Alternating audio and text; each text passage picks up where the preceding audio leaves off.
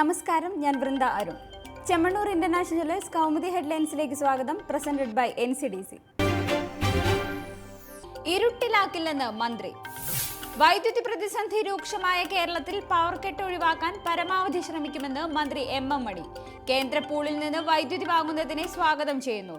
ജനങ്ങൾക്ക് ബുദ്ധിമുട്ടില്ലാത്ത തരത്തിൽ പ്രതിസന്ധി പരിഹരിക്കുമെന്നും വിശദീകരണം. കനത്ത വേനലിൽ വൈദ്യുതി ഉപഭോഗം കൂടിയതോടെ സംസ്ഥാനം നീങ്ങുന്നത് ലോഡ് ഷെഡിങ്ങിലേക്ക്.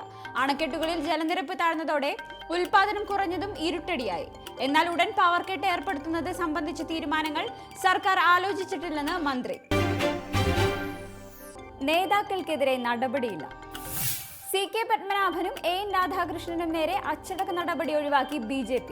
വിവാദങ്ങൾ അവസാനിച്ചെന്നും നിലവിലെ രാഷ്ട്രീയ സാഹചര്യം പരമാവധി പ്രയോജനപ്പെടുത്തണമെന്നും സംസ്ഥാന അധ്യക്ഷൻ കുമ്മനം രാജശേഖരൻ. വിശദീകരണം കോട്ടയത്ത് തുടരുന്ന സംസ്ഥാന സമിതി യോഗത്തിനിടെ. മുഖ്യമന്ത്രി BJPക്കെതിരെ നടത്തുന്ന പ്രസ്താവനകൾ ഉയരുന്നത് അസഹിഷ്ണുതയിൽ നിന്ന്. കലോത്സവ വേദിയിൽ പോലും അദ്ദേഹം BJPയെ വെറുതെ വിട്ടില്ല. CPM-ഉം കോൺഗ്രസും ശ്രമിക്കുന്നത് വിവാദമുണ്ടാക്കാനെന്നും കുമ്മനം. സൈക്കിളിന് പിന്നാലെ സഖ്യ ചർച്ച. സമാജ്വാദി പാർട്ടിയുടെ ഔദ്യോഗിക അധ്യക്ഷ പദവി ലഭിച്ചതോടെ സഖ്യ ചർച്ചകൾ സജീവമാക്കി അഖിലേഷ് യാദവ്. കോൺഗ്രസ് ഉൾപ്പെടെയുള്ള കക്ഷികളുമായി വിശാല സഖ്യം രൂപീകരിക്കാൻ നീക്കം. അതേസമയം മുലായം സിംഗുമായി യാതൊരു രാഷ്ട്രീയ ഭിന്നതയുമില്ലെന്ന് അഖിലേഷ്. അഭിപ്രായ വ്യത്യാസമുള്ളത് തിരഞ്ഞെടുപ്പിനുള്ള സ്ഥാനാർത്ഥി പട്ടികയിൽ മാത്രം. കോൺഗ്രസുമായുള്ള സഖ്യം സംബന്ധിച്ച് അന്തിമ തീരുമാനത്തിന് അല്പം കൂടി കാത്തിരിക്കണമെന്നും വിശദീകരണം. അതിനിടെ സൈക്കിൾ ചിഹ്നത്തിനായുള്ള മത്സരത്തിൽ തോറ്റ മുലായത്തിന്റെ കരുനീക്കം ഉറ്റുനോക്കി BJPയും BSPയും. മാനേജ്മെന്റുകൾക്കെതിരെ മുഖ്യമന്ത്രി.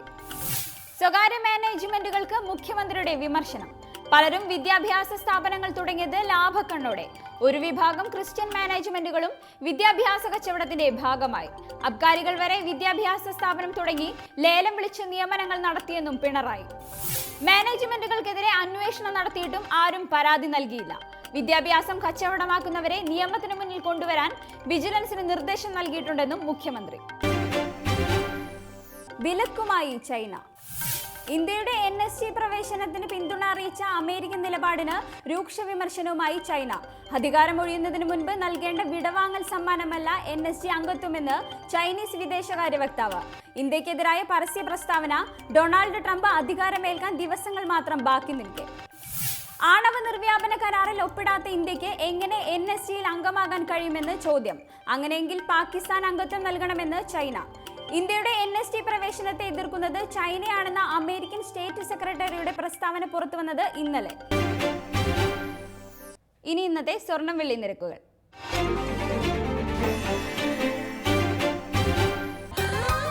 ദുബായ് ഗോൾഡ് ആൻഡ് ഡയമണ്ട് സ്വർണം വെള്ളി നിരക്കുകൾ നിങ്ങൾക്കായി അവതരിപ്പിക്കുന്നത് Dubai gold and diamonds, India, UAE, Oman, Bahrain. സ്വർണം ഗ്രാമിന് 2735 രൂപ, പവൻ 21,880 രൂപ, വെള്ളി ഗ്രാമിന് 44 രൂപ. ദുബായ് ഗോൾഡ് ആൻഡ് ഡയമണ്ട് സ്വർണം വെള്ളി നിരക്കുകൾ നിങ്ങൾക്കായി അവതരിപ്പിച്ചത് Dubai gold and diamonds, India, UAE, Oman, Bahrain. Chemmannur international jewellers Kaumudi headlines presented by NCDC സമാപിക്കുന്നു. അടുത്ത ഹെഡ്ലൈൻസ് വൈകിട്ട് 5:30. നമസ്കാരം.